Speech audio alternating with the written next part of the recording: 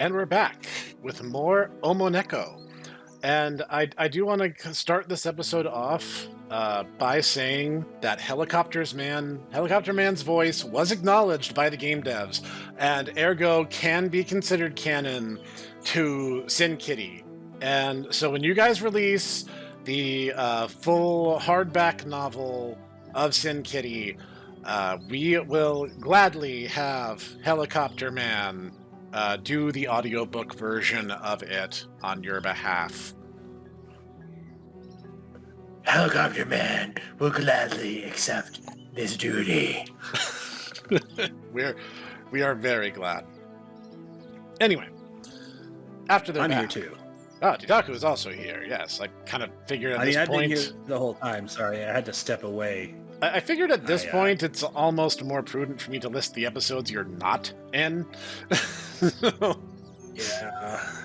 Starting episode. Oh, it's me, the Hipster Snek, and this time I am not, in fact, joined by Didaku. Like, I am by myself for once. Titaku is behind you. Titaku is beside you. Titaku is before you. Look out. Titaku is here. You thought you were safe and sound, but it was actually Didaku. That's a reference to the Warhammer episode. But you'll have to watch, our horror series. Yep. TED Talk for that one. After their bath, Shimi secluded herself into the cozy familiarity of her closet. It makes sense. With the door closed, it's dark and safe. She's in there all night, and apparently she intends to sleep the day away. I mean, she is a cat, so that checks out. I'm the cat. Also that. Easy there, Sin Kitty. Clawdia hums throughout her chores, flitting through the house with a newfound spring in her step. I think she'd actually start skipping if she thought nobody was watching. Yeah, I must have been exaggerating what I thought I was sensing from her. The news of Veronica leaving bummed her out, that's all. Shimi's return convinces me of that. She clearly means the world to her. It's great that Shimi came back to us. Yeah. Clawdia and Pepper seem to be doing okay under some sort of truce, but it's fairly obvious they won't ever be bosom buddies. It's really funny. What's that? I've seen videos of like a cat, an orphan cat, which was raised by rabbits, and you watch her and she'll she won't just slink around the way cats do. She'll actually hop around.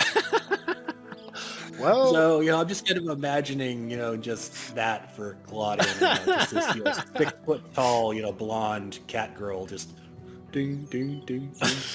that would be a lot of bouncing. That would.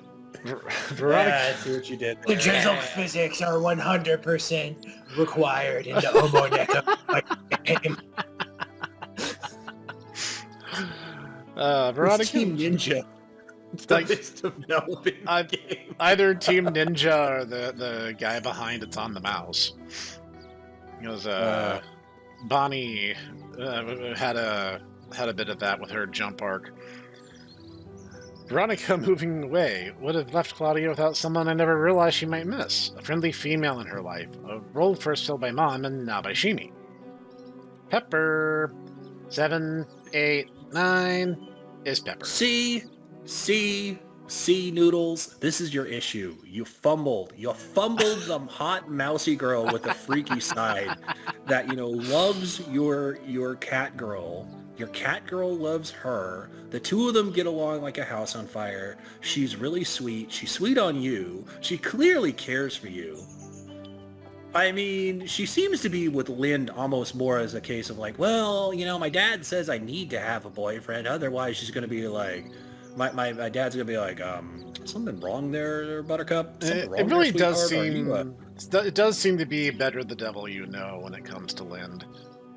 Yeah, so it's she would drop Lind like a bad habit if you even expressed your you showed 5% of main Chad. You're like, oh, yes, it's finally me, main Chad, yes. My 5 o'clock shadow finally came again. Noodles wouldn't even have to do that. Honestly, if he just got out of his head and held a conversation with her, I bet you, that they would be, snuggled up on the couch before the night was over. But Bro will not get out of his head. then that's his downfall. I finally because- actually. With a name like that, he's obviously just keeps spilling all his spaghetti. Oh, obviously. Well, see, the problem is that we really don't have any name other than the one that Pepper gave him, which is Noodles. Noodles. So plural. Yes. So this is the thing there, little bro. He is Noodles. You are Noodle. Singular. And apparently, more than one noodle, raises the collective anxiety of the bunch. Well, yes, noodles are not social animals. Everyone knows that. Oh, of course. It's actually a lot of... It's really stressful for noodles to be cramped up so much. People don't understand that. It heightens their anxiety. People just don't understand. Is it because they're Italian? They need their space. Yeah, I'm walking here. That is exactly it, yes. Pushing all other concerns and thoughts out of my head, I do my best to focus on the more pressing problem now. Having removed the bag of rats from the fridge, it sits in the middle of the kitchen floor like a monument to bad I completely ideas. forgot about that. Yep, we're to this story bit again. The bag has a dark presence, a substance that keeps you from wanting to get close to it or do anything with it. It's pretty clear that in Shimi's head, this is an offering. 4 rats, 4 of us in the house. She did the work and brought back the kill, and now someone else gets to dress and prepare the meat. The someone else is me. Right now, I wish I had taken up accounting or small engine repair or whatever instead of cooking. I never imagined that cooking could get this hazardous. Leaving aside the fact that I have zero interest in eating rat, I haven't the faintest idea how to cook the rodents in a way that would be safe, never mind appetizing. There are no recipes. It could be done. Oh, come now, Noodle. Yes, all you need to do is what you need to do. Okay, here's the thing. This is some deepest Noodle and Ditaku lore. We have our Mama Pugum side of the family is kind of wild and contentious. She has a couple of younger siblings, and her youngest sister, her youngest sibling, her sister had probably, if people talk about the cool uncle, and her husband, our uncle, was probably that, and he actually taught us how to dress a fish. Okay. So I'm like, he's waffling about this, and I'm just recalling that. It's Well, like, that's also because he grew up in Appalachia. Well, I think the hesitancy in this context is rats are detritivores. And I get that. Noodles here is trying to be like, how do I do this where it's safe for neko consumption, and how do I do this where it's safe for human consumption? Well, okay, I'll say this. I mean, not for nothing. I would not eat this meat. First off, because it's been out for a while, it seems. Yeah. Also because it's rat. Thank you, but no thank you. Like, technically it would be edible, but you'd want to make that sucker well done. I'm just saying. That being said, I mean, yeah, just dress them, make them into flanks, and honestly, I mean, this is kind of my... most actually, rats, you wouldn't even necessarily need to do that. Just dress them, skin them, and then stick them on a skewer. Like, seriously, that's all you need to do. That's true. I was about to say, I think it's less of a concern for the nekos, because I imagine their physiology is more in line with rat consumption. The only thing he'd really need... that, but that's where toxoplasmosis comes from. I mean, I get that. I'm just saying that he has more reason to worry about food poisoning for himself than he does for the girls. Yeah, I mean, Goro literally said that his family grilled up rats on Pepper's behalf. Yes. So, and I'm just saying, once again, wow, Noodles, has a lot of hang-ups, but he's like, I'm gonna eat rat. It's like, dang, bro. Maybe your adventurous side, maybe you'll evolve into main Chad soon. Who knows? There are no recipes he found. His name is a type of pasta. I don't expect that. Self-own. Well, Noodle we plus don't one. know. We don't actually know what his name is. He was MC Kun for the longest time, which was freaking wild for me because I mean, well, And then you know. Pepper referred to him as Noodles, and it's like, well, that's your name now. We don't have anything else to go on, so you are Noodles. Oh, thank God. Itaku doesn't have to be like, but that's not MC. Oh, and then there's the sounds of, your poor younger brother getting thrown under the bus. Yep. There are no recipes to be found online. I checked. You know what? I already sent you a thing. I said you both are, both you and Tortoise were. I'm like, you guys are good. You guys, I don't deserve you two. We don't deserve Veronica, according to the game devs. Okay. Yes, that's also true. All right, so I mean, here's another deepest lore thing, and you'll never find this out. You will never find this out because this is going to be, like 3 weeks into the future, 4 weeks in the future, 6 weeks in the future. Who knows what's next? Today is the day of my birth, and so I kind of had a thing where it's like, Tortoise, Noodle, I love you guys. You guys are my little brothers. You put up with a lot of my shit over the years. And then we immediately started, at least then Snek and I started, leering at Veronica. Yeah. But The irony being that we are recording OmOneko on Ditaku birthday. The video that went live on Ditaku birthday was also OmOneko, so that will help you guys at home narrow it down. Never find out which one it is. Nope, we won't tell you. Figure you it out. specifically reference comments that were on that video already, so... But they will still never find out. I was about to say, this is going to be quite a ways into the future. I have, between here and where we are in terms of the upload schedule, there's at least 5-7 episodes. There's going to be a whole lot more if we don't get going. So, there are no recipes to be found online. I checked. This fact is scarier than the bag itself. That is real. That is BS. Yeah, I don't believe that. You don't think that the weird, mukbang people would be like, I'm going to try, is that how you say that? Charbroiled. Especially I'm pretty sure that's how that's especially given the fact that this is a world with, sentient cat people. Yeah. Yeah, there's gonna be recipes online. You know what happened? MC-kun, or Noodles, went to his computer, typed in recipes for rat, saw the results populate, closed his web browser, and went, well, I guess there's no recipes to be found. No. I'll do you one better.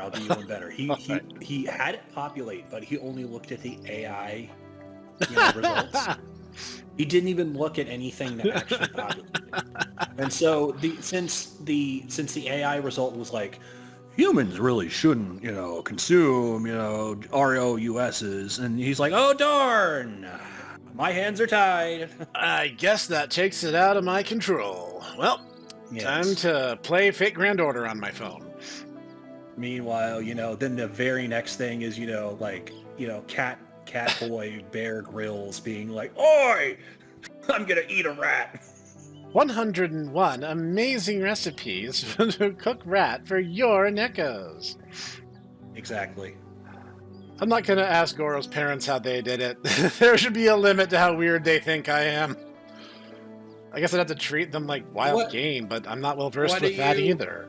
Why wouldn't you do that though? They know you have, Noodles, all you need to do is talk to Mr. and Mrs. Goro, say, hey, I have pepper, how rat cook do? Yeah, I was about to say, there's a really easy way to socially lubricate that situation. Oh man, oh my you God. Were is this what, get out of your head, Noodles! Yeah, it's especially since they know you're taking care of, their son's cat. You're like, take care of Pepper. I want to make food how she like. How do? Even then, is they know their son, and so it's a case of like, hey, Mr. and Mrs. Goro, I need to know. Could you remind me, how do you guys cook a rat? And they'd be like, oh, did our son, leave you with Pepper? Yeah. Oh, okay. It's like, well, yeah, here's what you gotta do. You gotta this set is your oven not for 350. Yeah, it's like, this is not difficult. He's making it difficult. Like, it's hard to tell if this is willpower or if this is him just not thinking very laterally. I've always been more of a baker than a butcher. It probably is a little bit of both, to be perfectly honest. Rats. Mr. Noodles does not have a lot of willpower. No, he does not. And he basically, he seems to be the type who he's like, oh no, he proceeds to hit the first hurdle, proceeds to fall on the ground, is like, I can't do anything. It's too hard. Oh no, It's outside my control, guys. I just have to lie here in the fetal position and weep. Meanwhile, Clawdia walks over, looks at him, and is like, sad. Yes, it is sad, isn't it? No, not referring to that. Oh. This whole scene is sad. Sad. Uh-oh. Yeah, I'm thinking about what to do with them. I'd grab Pepper's hammer. You know, when Clawdia is so nice, though, because, like, if Clawdia has to burn you because of your lack of willpower, you are definitely at the bottom of the barrel. Yeah, she is, honestly. We don't deserve Clawdia either. Clawdia is an amazing young lady, and she, yes, and, it's, I honestly, it's one of those things where, like, I hate to bring it up again, but, like, I honestly get the sense that she's much like Lady Olivia, where, like, she just took to the family, and she just, she, like, she loved Mom from the bottom of her heart, and Mom loved her, and the two of them just, like, gelled really well. That checks out. And so, ironically, speaking of the halo effect, she kind of gelled onto, Noodles, too. Yep. Which is the reason why she basically... when Noodles was like, Clawdia, why do you do the dishes? And she just kind of looked at you and was like, but why wouldn't I? Yeah. It's because that's what Mom is like, expected her to do. Yeah. So that was the expectation that she grew up with. So that wasn't like weird or alien to her. I grabbed Pepper's hammer and tenderized him to a paste, but it looks like Shimi already did mostly did that, and it didn't improve anything. Interesting. I can only imagine that she how she did that. You find the rats interesting? Mm-hmm. If only Mom could hear her beloved ladylike kitty now, interested in of all things, rats. Rats! Well, Gah! has she ever actually seen a rat? That's the thing. It doesn't sound like she has. Like, Shimi and Pepper seem to have hunted them in the past, but Clawdia led a domestic lifestyle. So I mean, well, I'll tell you another thing. All right. When I was younger, Professor, my Mama Pugum had two cats. Right. Willow and Figment, and I think I mentioned both of them.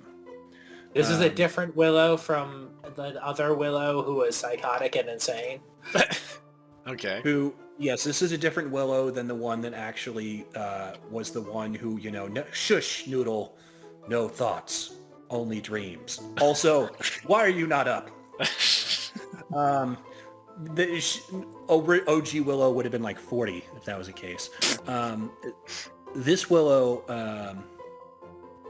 it's not about this Willow. It was actually about Figment. Figment was an inside cat. He had always been an inside cat, but my family moved up to Alaska for a year and a half. Just, what have you. Papa Pugum, went where, the Uncle Sam told him to go. But because of this, Mama Pugum let Figment and Willow outside. Just we had a actual front yard. And so that was the one day Figment, this dingbat cat, been inside his whole life, never seen a mouse before. According to my mom, I don't remember this. I was like 2 at the time. He proceeded to fly across the front yard, grab rat. Actually killed it before my mom could stop him. But she was like more in awe of the fact that this dumbass actually managed to not only catch something, but kill it. And she's like, I feel bad for the rat, but at the same time, you got caught by Figment of all creatures. So you must have been like the worst rat. You were the lowest common denominator of rats. I'm just saying that, like, if Figment could catch a rat, Clawdia, who has her act way together, definitely could. Yes. I think it's just more a situation where they've never had rats. And he also mentions there's no basement and no attic in this house, so... That's true. That's true. This can't be good for my health. What rats? Pepper want rats? Get him, Pepper! No, wait a minute. Look, I'm not sure any of this is a good idea. Something seems to pass between the two of them. Pepper want rats. Gimme. Standing before me is a different Pepper. I've never seen her this serious about anything. Not story time, bounce, shower time. The intensity of her stare is a bit frightening. I don't think it's a good idea to take my eyes off of her. The moment lengthens into a stare down, a contest for dominance over a gross bag of rats. Chores reward. What?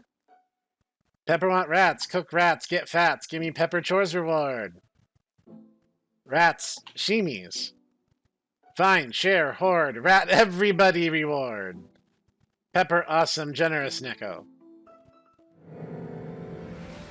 Shimmy appears. Pepper pulls the bag of rats out of the plastic trash bag and dumps them out into the sink. Coated in their own sludge and juices, the 4 rats slide out of the bag as a single of Craftian abomination. I nearly barf at the sight and sudden odor. No, my sink! Ah, that's so gross. The rat meat is so greasy, the grill keeps having flare-ups. Upsurges of flame from oily fluids dripping onto hot coals. Well, you know what they say. It's not beef tallow, but it'll do in a pinch. Cures what ails ya. It's not seed oils, that's for damn sure. I want to involve Clawdia, but this is using all my cooking skills just to keep lunch from charring to a crisp. Lunch? Nothing. Actually, come help me with this. You take the tongs. I'll use this big fork and the spatula. Actually, you know what? Here's the thing. This is literally killing 2 birds with 1 stone. Think about it. How minding a grill is like 100 million times easier than cooking with a stove. That's true.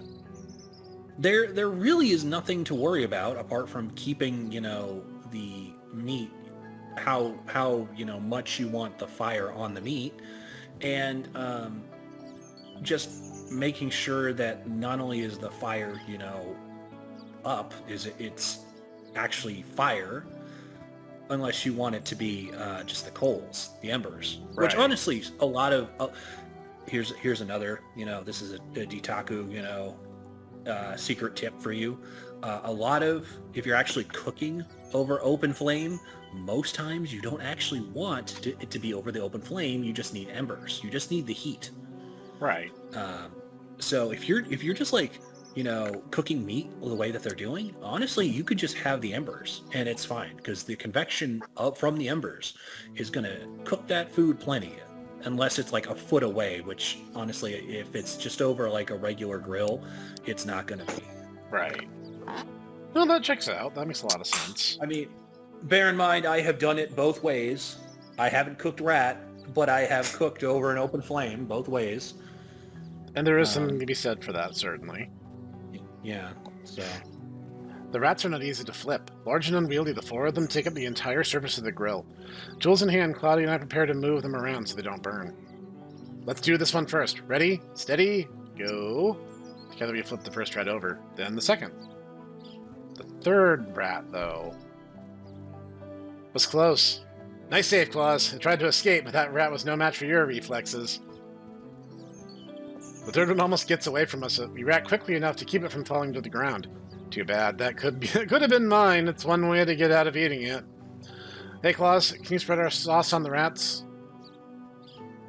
Under Pepper's close watch, Claudia and I had earlier made a very strong sauce for the rats. It took a while to figure out what we were going to use.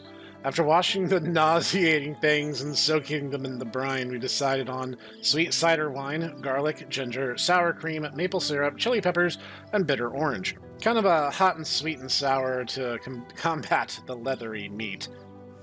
Good Lord, that's like I have decided to choose all the tastes. Every single ingredient in the kitchen is going on these rats, apparently, which might have been deliberate on Noodle's part, I'm just saying. You know what? All right. Question, because we have Master Cordon Bleu, Noodle here with us. What would you do in this instance if you were presented with giant rats? How would you prepare them? That is, I mean, those things are probably going to be really tough and gamey, so you're going to want to probably... I mean, brining them is probably a good idea. As would... I mean, honestly, if I had to cook rat, I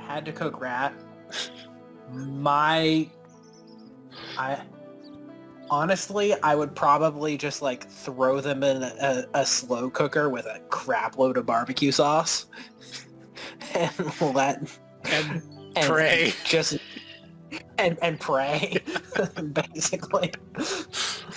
Okay. That would probably be my course of action. See, I talked about this in Shimi's route, but I'm going to bring it up again because I don't think Noodle was with us when Noodles was cooking the rats. Deep frying. Now, this has two benefits. The first benefit is when you deep fry something, the thing that you're frying in is going to touch all corners of the meat. This is going to help with keeping the food sanitary and making sure that it cooks consistently. Second, you can basically season the crap out of it to make it taste like whatever you want. You can hide something as unpleasant as rat relatively easily by just going a little Colonel Sanders on the little monsters. I mean, that is certainly an option. So that's my thoughts. Clawdia takes the basting brush and, with intense concentration, delicately spreads the sauce on the cooking rodents. I'll admit, having her do it is both a way to include her and to get out of having to do it myself. They're just so foul, and since she finds them interesting, really slather it on. Keep going. Use it all. She almost looks like she's painting a delicate portrait. At my coaching, Clawdia gets a bit bolder with her application of the sauce. She really works hard to get some simple human things right. Laundry, washing dishes, even adding seasoning to meat on a grill. Pepper, get fat, gonna eat rat. For the third time, they aren't done yet. Trust me, you'll be the first one I tell.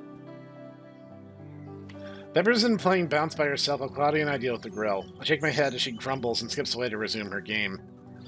Watching her leap across the yard to catch the ball, tremendous skill Pepper has is clear to see. It brings to mind a conversation Goro and I once had about skill, talent, and luck. Goro argued that luck was the best of the three. I counted that there's good luck and bad luck. Maybe I'm both lucky and unlucky. Lucky? Oh, I said that out loud. I have sweet claws to help with everything that goes on around here. That is very lucky. I gesture towards the grill. Claudia enjoys the compliment, then raises an eyebrow. Yep, even cooking nauseating rats on my pristine grill. Oh, unlucky. Please. There are disgusting rats on my nice grill. If that's not unlucky, I don't know what is. It's metal, dude. It'll clean better than anything else. Oh, Also, it's a grill. The fire will literally just do your job for you if you let it go. Yeah. Claudia gives me a long look. All you need to do is just pull out your hose like any Gen Xer, and then you drink out of it. Oh, yes. Clearly that will solve the issue. And then you need to play Legend of Zelda again. Shimi. Yeah, I said it. Yeah, you're right. Shimi coming back to us was very lucky. Claudia turns and regards our semi-feral friend who watches us from the shade of Mom's flowering tree. She smiles contentedly. I suppose finding, catching, and killing 4 rats all by yourself, basically barehanded, would be a harsh test of anyone's physical capabilities. I sure can't What do... are you talking about? She was armed with a can of crushed tomatoes. Yeah, the tomatoes, obviously. And you can only imagine, the one-liner she could come up with that. I'm about to, make you like these tomatoes, crushed. Hey, rat, time for you to can it. Look at you. You're so tough. Now it looks like I need to tenderize you. It's Look, interesting. rats, you need some, some fruits in your diet. How about some iron? Hey, rat. That's aluminum! Get a taste of this. Putting we food... all know that it ultimately would boil down to shimi. Oh. Yes, it would. And, it's interesting because in terms of the vocabulary involved, putting food into jars for preservation is actually called canning, which I personally find kind of jarring. This one right here. This one right here, officer. This one right here. I sure can't imagine a human doing it without a decent weapon. For the first time, I see real evidence of Shimi's toughness and survival skills. It's impressive. Well, she's not sick or sedated anymore, so yeah. And here's Pepper going around armed with, several hammers at any given moment. As the rats sear on the grill, Clawdia heads over to Shimi in an attempt to relax her and likes to spend a little time together. Meanwhile, I lean against the fence and allow my mind to wander, enjoying the beautiful sunny day and all the things I'm fortunate to have in my life. I have this house in this quiet neighborhood. I can walk to the shops and park. I have Pepper and Shimi who keep things interesting. I have Claudia's company and all her help around the house. Yeah, I'm definitely more lucky than unlucky. So, how come I still have this dark cloud over me? Why don't I feel happy? Or more accurately, why do I feel there's something I'm missing? Pepper, get fat, gonna eat rat. Ah, crap, Pepper, you're right, they're done. As I plate the meal that is more suited to a dare on a reality show, Pepper grabs both her plate and Shimi's too. Then she runs over to the flowering tree. Rats, shashimi no. Come on, cat, let's go. Shimi and Pepper settled in the shade by the fence. It looks like Pepper did Shimi a favor. The feral seems happy tucked away in the corner of the yard. Of course, this is Clawdia and me alone on our picnic blanket. Just us and our rats. Clawdia takes a bite. I can't really read her reaction, and it's interesting to watch her try rat for the first time. For me, not so much. It's hopeless. Clawdia giggles at my inability to even take a single small bite of the mess on my plate. Even if I could pretend this isn't rodent, beneath the strong fragrance of garlic, sweet wine, ginger, maple orange, and the heat from the peppers, the more pungent reek of rat, potent and off-putting, sours everything. I just can't do it. I politely spit out the bit in my mouth and instead eat the few bits of vegetables that Clawdia added to the plates, more as a garnish than anything. Clawdia giggles again. Not sure why you're laughing. You only had a small bite of yours. Clawdia steals a glance at Shimi, sitting next to Pepper and almost behind the tree. The feral's focus is constantly switching between her own meal and distant sounds from various directions. Seeing that Shimi's attention is scanning for danger along the fence line, and not on us at the moment, she shares a secret with me. Not very good, then clarifies. Rat. I don't know why we're whispering. The rats can't hear us. That makes her smile. I know she isn't worried about the rats, she's thinking about not insulting her friend, which is also silly. The feral cat doesn't understand human speech. Regardless, I keep my voice low too. I also don't want to seem unappreciative. Is that weird? Yeah, definitely. But of course, it's the meat. The sauce and cooking were fantastic. First class, 5 stars for the chefs. I declare in my still quiet, most smug-sounding voice. We both laugh at my self-aggrandizement and overly dramatic chef's kiss. Hey, seriously though, our seasoning and cooking were great. We make a good team. Thanks for doing this with me. Like to, yeah. Yeah, I like doing things together too. Better together, always. Well, looky, sashimi gets a cookie. Pepper draws our attention to Shimi. Finished with her rat, the feral has picked up her spork. She ate her rat with her hands, but she actually makes the effort to try to eat a few garden vegetables on her plate in a more civilized manner. Between her sudden pauses to scan for any threat, Shimi attempts to use the dining tool to scoop up a cherry tomato from her plate. Sadly, the elusive piece of fruit escapes her multiple attempts to capture it. Pepper laughs, momentarily getting Shimi's full attention. Of all the time to not eat with her hands. More determined, Shimi returns to working the small round tomato with the spork. After a few more failed attempts, Shimi reaches down and squashes the little tomato with her thumb. This, of course, makes it easy to scoop up. Our feral almost has an odd satisfaction about her success as she swallows the tomato. Done very well, Shimi. Chewing on some mint leaves to get the lingering bad taste out of my mouth, I tell Clawdia that I'll clean up the rest of the kitchen. She resists at first and only gives in after my insistence that she should spend time with Shimi while I do this. Besides, it's not like there's a big mess to deal with, just disposing of the rat leftovers, really. We were just too used to human food to eat them. Even Pepper didn't eat all that much. Only Shimi finished hers. This means a lot of leftovers filling the incinerator. I'm worried about overloading it and causing the ash or fumes to come back into the house. I solved the problem by cutting the remains of the rats into small pieces before feeding them to the incinerator. I briefly considered keeping them as leftovers for Shimi, but I'd rather not have them around. Actually, I was about to suggest that. It's like, why not keep it for Shimi then? She'll eat it. The paper plates and napkins will go into the smoldering embers in the grill. Canvas shopping bag, too. Burning the bag. Okay. The rest of the day, Shimi follows Clawdia around or wanders the house. It's almost like she's looking for something, kinda, but I'm not sure she knows what it is. She touches things, but doesn't pick it up. She looks like she's going to go into the closet, but doesn't. Then sometimes she just stops and stares, like she's trying to take in the entire contents of a room all at once, before turning and going somewhere else. Maybe, not surprisingly, none of us have much of an appetite at dinner time. I take the lazy way out and serve tea and the leftover apple pie. I can't tell if it was really that bad or if Noodles is just a little on the dramatic side, because I'd believe either. After feeding all it really seems like just on the dramatic side. Yeah, at least a little bit, right? After feeding all three kitties a healthy breakfast, I went to the store. It was pretty crowded, but I grabbed what I needed and got out quickly enough.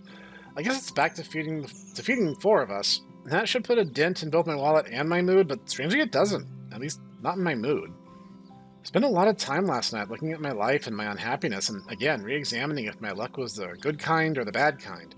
Right now, I feel pretty good. Speaking as someone who has come from a large family, the secret to,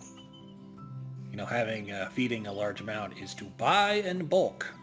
Yep. That is the economic way of doing this. Costco is your friend. Yeah, definitely. My luck, at least at this moment in my life, is a lot more good than bad. Maybe it's Shimi's return or just how nice it is today, but yeah, focusing on the good things, I'm sure that will help lift this cloud. Appreciating what I have should keep me happy. Of course, my phone's signaling a message. Oh, Noodles, get out of the way! Oh. But it doesn't. The opposite, in fact. Reports of my untimely demise have been greatly exaggerated. Goro, dude, how are you? How's the army? Hey, sexy pants, I only have a men. Boot camp's done. It's official. I'm awesome. Ask me how many push-ups I can do sometime. Now, I'm just waiting for the Army medic training course to start. Meanwhile, medical dude here found out about my EMT background. So all my time is spent at his paperwork, bitch. Data entry. It's official. Not awesome. My phone's not working. Don't ask. But the good news, I'm at the local base and there's internet on this computer. Don't rat me out. I'll shoot you messages when I can. Pew pew. Local? That's excellent. Hope you can come visit. Yeah, I should get some free time after training once I have a solid duty schedule. Anyway, did you ever get back with me? I got this feeling you will, and it won't end well, so don't. Wise man, Goro. Wise man. Yeah, Noodle, there is an alternate ending where basically if Noodles does such an abysmal job at life, he ends up going back to his ex. Yes. Oh no. Yeah, we're not. That seems never to be ends the- well. No, it That doesn't. never ends well, Noodle. It seems to be the Einherbe ending of OmOneko. Yeah, you basically have to kind of go out of your way to be like kind of terrible at everything to do it. So I expect to hear about you hooking up with that waitress instead. I want many lurid details. I have no idea what you continue to escape karmic justice for all your past douchebaggery. You really are a magnificent bastard. I'm really glad you're still alive. Figured they would have killed you and made it look like an accident. No way, man. I exist under the radar, making no waves. Wallpaper. Waiting to go to medic school really sucks. He wasn't joining the mobile infantry. Good lord. But seriously, it sucks. A lot like dating your mom. How's Pepper? Think about Pepper. Since the bathroom incident, she's been remarkably well behaved. Well behaved for Pepper. Actually, she's great. Really? I was worried that she'd have shaved your head while you slept or something. Good to hear she's still an awesome neko. Anyway, gotta go hide from the medical dude now. More later. Love ya, the G-Man. Wow. Very last thing I expected was a message from Goro, and they stationed him just outside of town. This is awesome. Damn, I really miss having him around.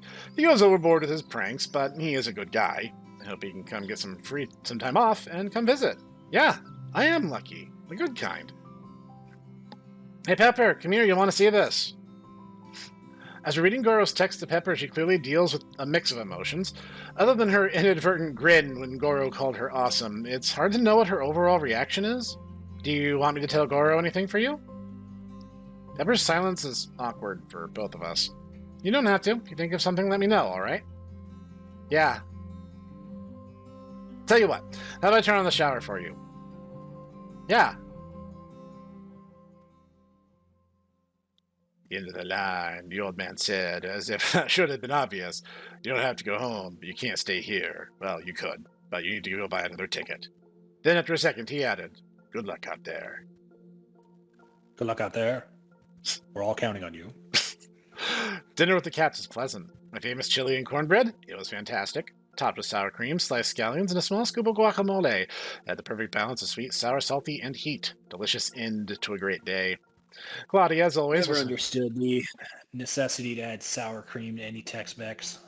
The thing is, it's a neutralizing agent. Like, if it's really, really spicy, the sour cream helps balance it out. But by itself, sour cream doesn't really taste like anything. It's like, I can take it or leave it. It's supposed to be the thing that even, because a lot of Tex-Mex, especially if you're getting it from actual Mexican people, tends to be on the much spicier side. Yep. So the sour cream levels it out and actually will counteract the burning sensation of the pepper that they use. Yep. But that being said, though, it is still just like empty calories that they just throw on, especially if you're getting it from like a taco truck or whatever. Yeah. They are extremely liberal with the sour cream, and then you're like, these tacos are really small, actually, now that I look at them. Yeah. It's also because it's super cheap. Yeah, it's kind of a filler material. That's just, Taco being a gringo, just being like, yeah, it sure is strange, but no, I am in agreement. I live in the South, and I am very much in agreement. After dinner, she took a bath with Shimi, and Pepper disappeared in different directions. The house is pretty still when I finish my shower and plop myself onto the sofa. After a quick surf on the internet, I pull up Goro's messages again. Hearing from him out of the blue like that, it felt great, and I'm glad he's doing well. I should message him, ask him when he'll have time to come visit. Before I can, an interruption. I reflexively grab the back of my neck and get the hairs to lay down. No one's here. Only me, the wall, and the window. I suddenly can't get comfortable. It's as if the dark corners of the room are watching me. The something pulls me outside. There's nothing here except a single blue eye gazes at me from the darkness near the bushes where we first found her. It's Shimi. Now that I see our feral, I don't know how I could have missed her. Hey, Shimi. The feral steps closer, revealing more of herself in the moonlight. My smile falters slightly from something in that piercing stare. Something that I've rarely seen from the other nekos. A type of acknowledgement without reaction or thought. Just pure existence. Wild cat. The primal part of my brain replays the last time we were out here and the danger she presented. It quickly fades. I know Shimi isn't dangerous, not to me. Outside in the dark, her element, she's returned to her natural state, a part, and at the same time part of the darkness. Hearing the night. It's like she's having a conversation with all the sounds out here, and at the same time able to pay attention to me. This is how you were before you came to us. There's something else there, too. Wisdom? A connection. Perhaps there isn't a word for it. Whatever it is, I think we both understand it. In spite of our difference between us and our divergent lines of evolution, there's still a common place where a human, domestics, and a feral were able to come together. Shimi looks off into the night like an eagle perched high atop a mountain, staring out into the horizon. Eventually she turns and studies me, then very deliberately smiles. It almost looks like a real one. Shimi. She slowly fades into the shadows until I can barely differentiate her from the darkness, until she is a part of the night and it is part of Shimi. She's leaving again. She's returning to her world, a place of instinct and night and rats. Before completely fading into the black, Shimi pauses. For a long moment, we look upon each other. The dark form blinks, and in an instant, is gone. Goodbye, Shimi. Shimi disappears into the wild and unknown. Clawdia's voice anchors me back to the world I know, what we call the civilized world. The structured place of houses and gardens, of television and cooking. Hey, Claus. Earlier said goodbye, not coming back. I gave a small shake of my head. No, I don't think she'll come back again. I flop onto the sofa. Clawdia gazes out the window. Brought presents. The rats? Yeah, I guess they were. She wanted to thank us, in her own way.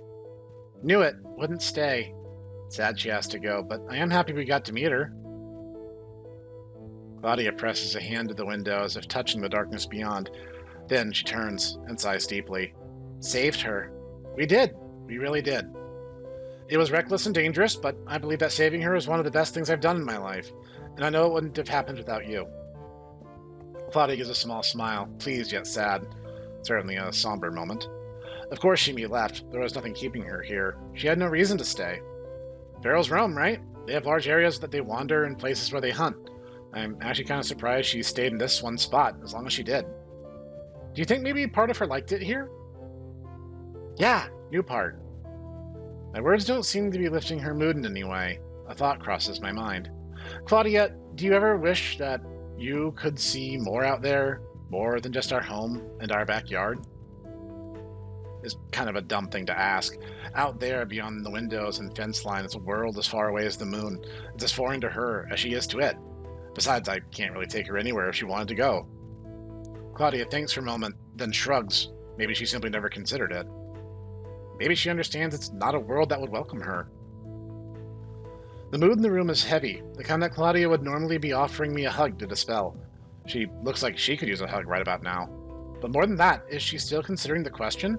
Or is it Veronica and Shimi leaving that has her feeling so far away? I need to do something for her. She's always there for me, now I need to do... what? I don't have a clue. I think back to the picnic we had, back here in the living room with the rain and easy listening music. A fragment of an idea. Like most of my ideas, it's likely not a good one, but I had to try something. Hey, come over here. Trustingly, she follows me to a spot in the room where there is no furniture, the place where we had our living room picnic.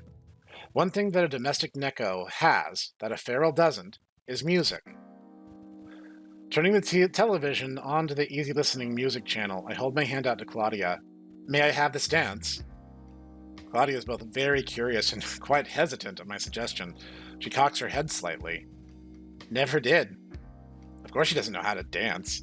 As elegant as her natural grace can be, her mind is not wired to process something like dance. But I can tell she loves the idea of being asked. That's okay. That is objectively untrue. Uh-oh. I have known many cats who not only do they have a sense of rhythm, they enjoy music. I would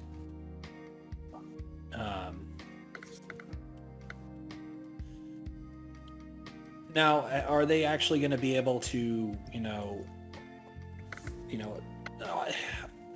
will they be able to do like, extended choreography? I mean, probably. I mean, they have intelligence. They are actually much more, if we're talking about like, nekos as cats actually have a much better sense of balance and a sense of spatial awareness than people do. Right. Whether or not they'll be able to communicate and parse that, well, I don't know. But and to be perfectly honest, modern dance is awful. Well, I mean, not for nothing. A lot of it is just, hey, how much can I, gyrate? Which, is, what I said, but in more words. Yes. But anyways, whether or not they can, I absolutely think they could do it. It's, it's once again, I just think the fact that Noodles is not a particularly good communicator. No, he definitely is not that. That's okay. I don't know how either. You just have to let your body move to the music. That's what I'm told anyway. Clawdia nervously fiddles one of her long braids. I think dancing is one of those things that everyone should know how to do. After all, isn't everything a dance? Life is a dance. Sounds so profound, doesn't it? I don't know where I picked that up from. It's a John Michael Montgomery song there, Noodles. But if you think about it... It's an endless waltz. Life's a dance you learn as you go. Sometimes you lead, sometimes you follow. But if you think about it, way up in the night, aren't the stars dancing with each other right now? The earth we're standing on is pirouetting as it dances around the sun. Her emerald eyes listen to my curious metaphor. The clouds above us twist and twirl, coming together and breaking apart, only to come together again. That's kind of a dance, right? She's entertained, but still shy and not entirely convinced. Even your what propels it all, Claudia. Love. It's all love. Your heart's in the right place, Noodles. You'll get there eventually. Even your hummingbirds dance with your flowers in our garden, and with each other. This brings her smile. Like hummingbirds. Oh my. Ooh. All right. Let's not lewd the neko. Come on, let's not I'm do just saying, that. I mean, he says after knowing that ultimately that is ultimately what's going to happen. I mean, we know that, and he doesn't. So it is what it is, right? Yes, I guess that's true. My smile brings her to me. I mean, honestly, my more concern is the fact that, she's basically like his, stepsister. Yeah. At that, I simply have to shrug my shoulders. I don't know what to tell you past that. I get it, and honestly, it's a case of look, she's not even, according to the society that he lives in, not even technically, the same species. But even he recognizes that. It's look, she's basically the closest thing I'm gonna have to a sister. Yeah. So. My smile brings her to me. Clawdia trustingly takes my outstretched hand. Shall we dance? I'm glad she's finally following my lead. I've used up all the poetic phrases I can think of. I give a shallow bow, which makes her giggle, and I place her hand on my shoulder. Then I set my own hand on her waist. Our free hands clasped together, we awkwardly stand in a close approximation of two people getting ready to slow dance. Claudia's hands aren't as warm as mine. Not that mine feel warm, her skin is just cooler than I expect. I'm pretty sure this is how we start. Claudia's a little bit bigger than me, and I find myself standing as tall as I can to try to meet her height. My grin matches my posture, slightly pompous and very silly. So what we're getting from this is either Clawdia is actually much larger than Noodles, or Noodles is also a short king.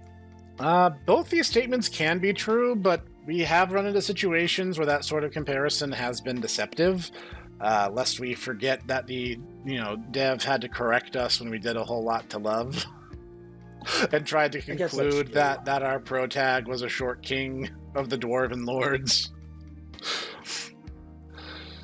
My I grin. mean, but for what it's worth, I mean, he looks really, really short. Yeah, well, I think compared it's because he's to- kind of like slouching in the portrait. I think is really Yes. what caused that. That's true. I mean, even though technically, according to what the official data, we got from the devs was a fact. Actually, he's actually a good head taller than all the girls. Yeah. My grin matches my posture, slightly pompous and very silly. It makes Clawdia smile, but she still hasn't relaxed from this strange new idea of dancing. Now that I got her here, I realize I have no idea how to begin. It's called box stepping. You step to the left, and then she steps to the left, and then you step to the left, and then she steps to the left. Repeat until the song is finished. That's how you dance. Congrats. Step to the left, and then a step to the right. That's Put your hands on. That's in lesson 2. That's a little advanced for lesson 1. So I sway. Clawdia follows, clumsily matching my movements, left and right, and back and forth. Typically so graceful in her own movements, she's having trouble getting herself to match the mechanics of moving with the music. So we don't. It occurs to me. What's It occurs to me that there's one way that you could basically be like, Clawdia, lock in. How do you do that? How do? Well, know this. One of the things that a noble lady would have to do is she would have to know how to dance. Ah, that is a fair point. So if he brought up in his, overly wrought maudlin self, be like, yeah, this is a thing that a well-bred lady would have to do. A well-bred human lady even. Clawdia would be like, all right, okay, I gotta, put in my 120% on this one. Watch me groove. We move instead to the rhythm of each other, oblivious to the tempo of the music coming from the television. Oddly, it works. Normally in dancing, we're supposed to move around the room, but I think if we tried that, we'd just end up tripping over each other. This makes her giggle again. The sound is better than the music. Yeah, easy now. It's nice. Like a pair of school kids at their very first dance, we giggle at how nervous and clumsy we both are. Our feet rooted to the floor, we sway left and right, back and forth, reassuring each other that simply shifting weight at the same time, we're doing something right. Clawdia still hasn't relaxed, which was supposed to be the whole point of this. I decided to spice it up. No, not really. But in the next swaying lean to the right, I prolong the sway and lift my left foot just slightly off the ground. Then, on my swaying lean to the left, I raise my right foot slightly. Clawdia, sensing the shift, looks down and watches. We're moving... Wait, she can see his feet? Just saying. We're moving slowly enough that she has... check, Snek. Hand check. I don't have hands, you racist. What about your Logan. prosthetics? I'm not wearing those right now. Just mashing the spacebar with my face. Where Chatico's hands? She went home, something about a Marvel vs. Capcom 2 tournament. I wasn't paying attention. We're moving slowly enough that she has no problems mimicking the step lift. Mimicking the step lift movement. Left and right, back and forth. Even completely off time with the music, mirroring and matching each other, eventually has the effect of relaxing both of us. And just like that, Claudia's grace is back. Not entirely sure, but I think we're dancing. She gives a genuinely joyful and appreciative smile. We're dancing, guys! We're dancing! I gently unclasp Claudia's hand and place mine to match the other, both now on her hips. She follows my lead and adjusts so that both of her hands gently hold my shoulders. They're slow dancing. Ooh, how lewd. Despite how awkward we feel trying to... the DJs, like, all right, all you couples out there, this is for you. Despite how awkward we feel... Put on what? Put on a slightly overweight. Slightly overweight jam, yep. Despite how awkward we feel trying to figure out how dancing works, you relax deeper into the moment and movement. Simple looping musical phrases begin to feel very far away. Such comfort from the act of lightly holding each other and swaying back and forth in our own unique way seems so simple and silly, and yet it makes everything else around us feel blurry and inconsequential. Our dancing naturally finds the place where we're both most comfortable, relaxing even further into a familiar hug. Clawdia softly presses herself into the embrace as we sway together, left and right, and back and forth. Like all the times before, since we were children, Claudia's hug gives us solace. It's a feeling that all is right in the world, that everything will be okay. I came up with this silly dance idea to comfort her, yet in Claudia's arms, I feel my own worries fade far away. Thank you for dancing with me, milady. I'm sorry. Thank you for dancing with me, milady. This is quite nice. As cornball as that line is, she still smiles. Her smiles are the greatest gifts.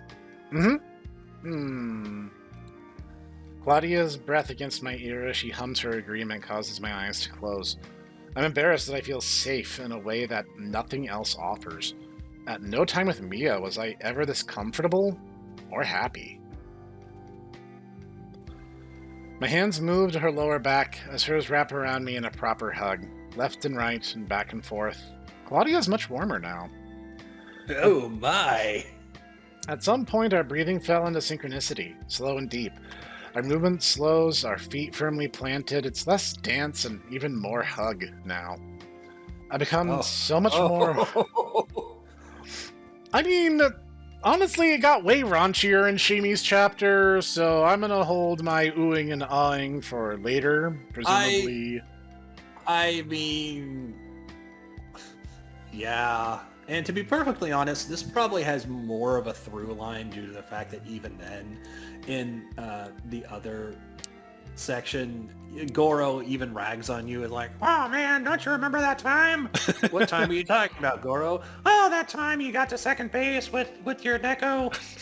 I have no idea what you're talking about there, buddy. Nah, man, you told me. You're not getting out of this one with by laughing it off like an idiot. Ha ha. Robo Noodles has crashed. Please turn off and back on again. I don't want to turn you on. I don't want to turn on my phone. I don't want to turn you on at all. I've become so much more aware of her body against mine. Our chests rise together, suspend for a moment, then release and fall away, only to repeat the act a moment later. I think I could stay like this forever. I find myself nuzzled into Claudia's seemingly endless locks of cascading hair. I feel a happiness that's unbelievably freeing. It's also strange and nice that I feel very innocent and pure. The kind of thing you could fall in love with. Clawdia softly rubs her face against mine, dragging her cheek back and dropping her chin slightly. I, still holding her gently, pull my head from her curtain of hair. Our cheeks brush tenderly against each other till the sides of our noses touch. We pause as our lips hover a mere breath apart. Even without connecting, a strange kiss is happening anyway. Small space between us thins, dissipating and drawing us together as if by some soft, elemental force of the universe. A dance, hovering like the hummingbird before the foxglove. Our lips want to be together. It's as if they've always meant to be that way. And we sway, left and right, and back and forth. Claudia's sweet breath on my lips causes me to draw a deep inhale. Our bodies press warmly together, are swaying, hypnotic. The change in music breaks the spell. I surprise myself with an inadvertent step backwards out of her arms. I have no idea when I lost myself in her embrace or when my heart started racing and the back of my neck got so sweaty. Unsettled, I open my mouth to say something, but momentarily, nothing comes out. My gentle dance partner only responds with a small smile and far-off eyes. Wow, thank you for the dance. Yeah, this was very nice. It's late. I think I'll turn in. It's not late. It's early. I need to cool down, get out of my head, and regain some perspective. I feel like I lost a chunk of time. One moment we're saying... Get out of my head. Which he never freaking does, by the way. The path to main Shadkun begins now. One moment we're saying goodbye to Sheen. If I say it hard enough, it will eventually happen. Yeah, okay. One moment we're saying goodbye to Shimi, and the next I'm in Claudia's warm arms. I almost kissed her, and not like a small peck like we did when Streamy was sick. A real butterflies in your stomach, trumpets and violins kind of kiss. I think what was shaking me the most is not that I almost really kissed Clawdia, but I want to go back in there right now and do it. I want to kiss her. I know it's wrong. She's a neko, but none of that matters to me. It should. Shouldn't it? All I know is that it doesn't. Bro, I feel like you already got to second base with her. And she liked it, in case you forgot. As I recall, he said and something like she was like more attentive for the next couple of weeks or something. I can only imagine that, Oni-chan was, like did that. I'm sure, Emoto would, I'm just going to stop. It's still Emoto when she's like a main coon neko and like bigger than him. Hey, you clearly never saw So My Sister is a Cyclops. I have not. Okay, so, alright, there's this gag manga. Alright. Akin to Azumanga Daioh. Alright. And I'm going to tell you this, and you're going to be like, oh, Ditako, I'm going to have to...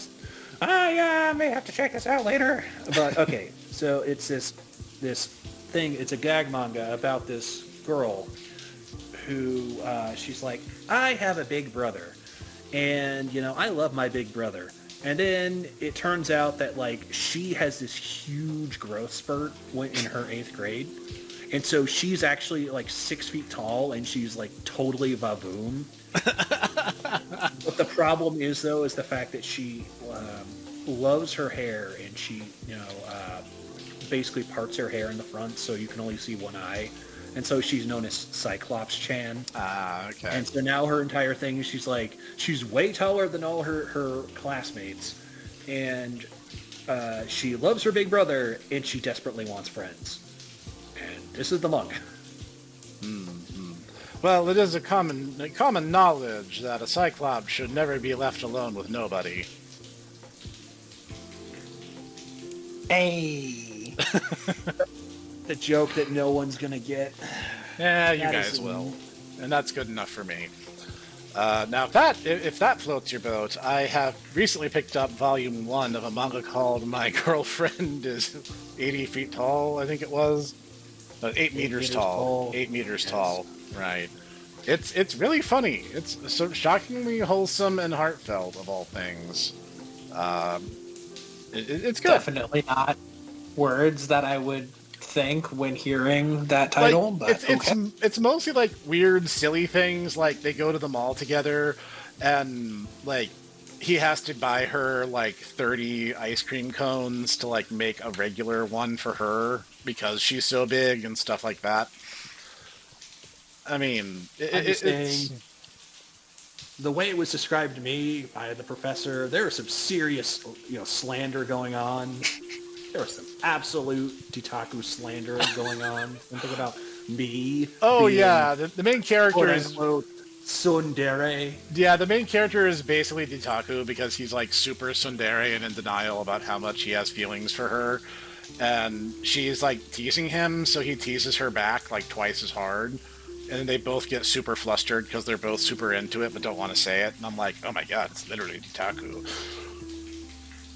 Yeah. Even my brother. My little father. See, I knew Noodle would understand.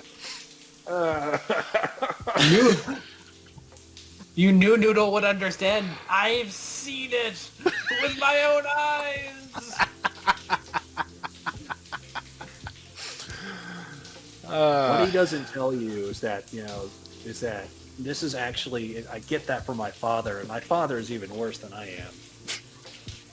Papa Pugum's like, I have a heart of stone. I cannot be bent by anyone. Immediately sees Baby Pugum. Baby Pugum does something cute.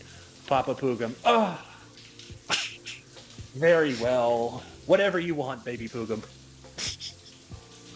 The baby does get certain privileges, yes. Yes. My body is a raging fire, my head a soot and smoke-clogged chimney. The ice-cold assault on my flesh partly shocks me out of the heady fog, turning the physical wants into a muddy mess of emotion. My breath and my thoughts come in ragged gasps, but the icy coldness can't completely extinguish the wildfire consuming my insides. Its embers sear, broiling under the frigid shower water. I still want to go to her, to hold her and kiss her, the way they do in the movies. To be with her in a way that's reckless. Dang, bro. These thoughts overshadow all others, like the one about how I didn't lock the bathroom door. I only realize this too late as I hear it slide open. Pepper, no! Pepper, yes! Pepper, it's shower time! Pepper! No! She takes her top off. I'm in too much shock from all the events to even react. Pepper's eyes lock onto my obvious excitement, which persists despite freezing water. If any part of Pepper, menage a trois. Pepper, no! Pepper, how do you know those words? How do you know French? How dare you speak French in this household, young lady? I thought we were more civilized than that. Wow. Noodles. Wow. Oh, okay. This is just proof beyond a doubt that Noodles is in fact actually Italian. Like, hey, you want to speak Italian in this house? We speak only Italiano. If any part of my brain was working, I'd turn away or cover myself. Seeing it, Pepper stops and stares wide-eyed. Suddenly shy, she covers her breast with her hands. Stops wide-eyed. Wow. Dragon! That's kind of the reaction.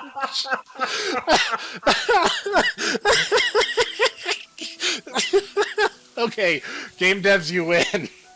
There's nothing I can come up with that's funnier than that. Professor, you know what you need to do? If you can, you know what you need to do? Do tell. You need to have this. If you could isolate this bit right here, take a screenshot and maybe give her like the blush for the screenshot, the screen cap, the thumbnail. Okay, I'll that see would what. Be perfect. I will see what I can do. Whoa.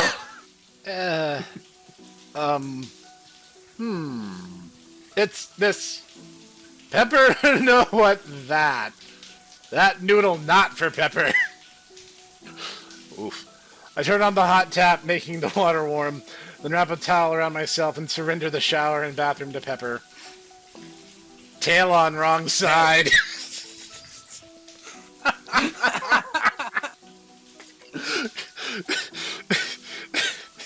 Good Lord. In my room, with the light off, wrapped in only a towel, the fire inside me smolders, threatening to erupt again and consume me right here. I don't know what to do with these feelings. What's that? A sad noodle. It was a humble Noodles. A sad Noodles. A why, oh why does this always happen to me, Noodles? And we only speak Italiano. There's an overwhelming temptation to go to Clawdia, to hold and kiss her. I know once I do, if I do that, there's no undoing that. Standing here and... You're going to be moving a little bit beyond that if Yeah. Judging. Given your current physiological response, you clearly have more on your mind. Standing here in the heart of indecisiveness, I try and get myself aligned with what I know is right. But at that moment, I don't know what that is. I tried not to picture Claudia's body, or see us standing together in each other's arms, or see my happiness in her eyes. But I do. I can't think of anything else. Linda's busy at the counter with a customer, so I'll be safe from having to deal with him. Clawdia hasn't left my thoughts the whole way here. I just can't get her out of my head. Trying anything to distract myself, I grab a drink. I don't see the label art at all. Instead, my focus is on the condensation which forms on the outside of the bottle. Alternating between lingering and small surges, a droplet of condensation slowly works its way down the curving form of the plastic. Good Lord, man! Dear Lord. Sure. Seriously, man. The down bad, particles are exceeding its capacity. I don't know if we can take any more of it. Sir, this is a 7-Eleven. Where are you?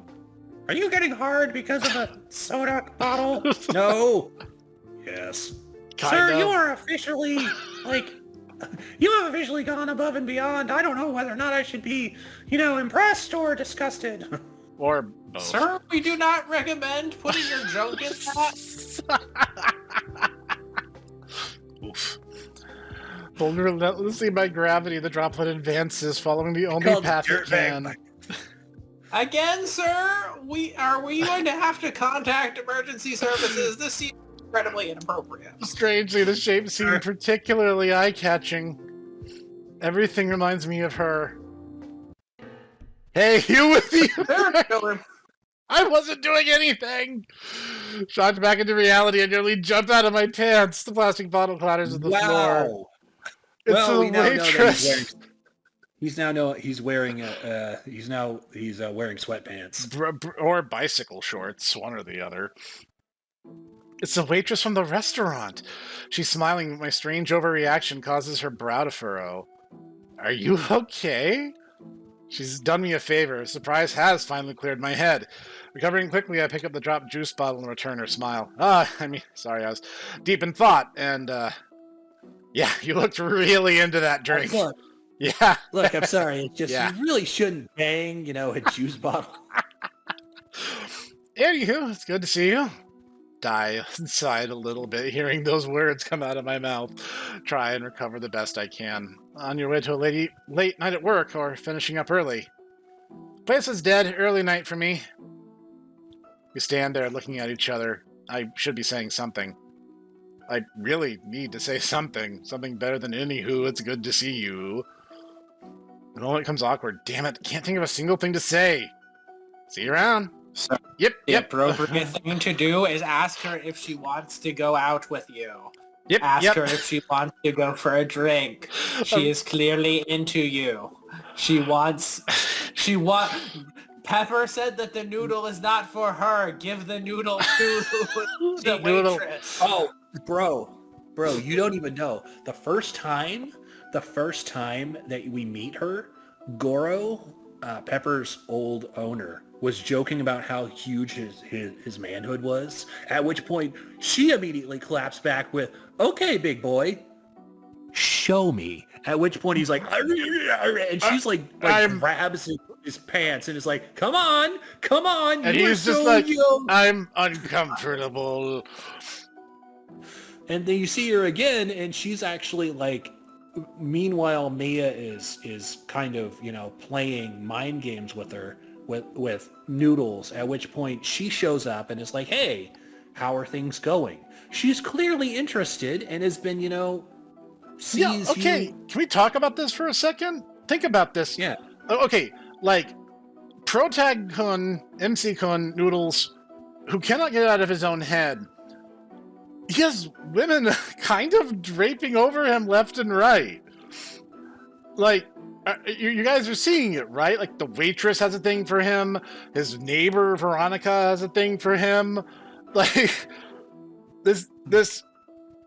I don't even know how to articulate it. This guy is such a basket case that he cannot get it together for 30 seconds to realize what's happening around him.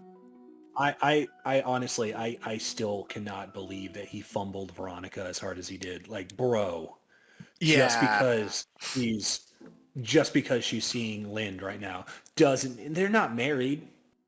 And she clearly is dissatisfied with him. Let's be real. She's clearly dissatisfied. And maybe this is a unique case because, not for now. Okay. This is going to be more Pugum lore. Papa Pugum encountered Mama Pugum, and she was in a situation akin to Veronica. At which point, Papa Pugum basically was like, hey, you want to dance?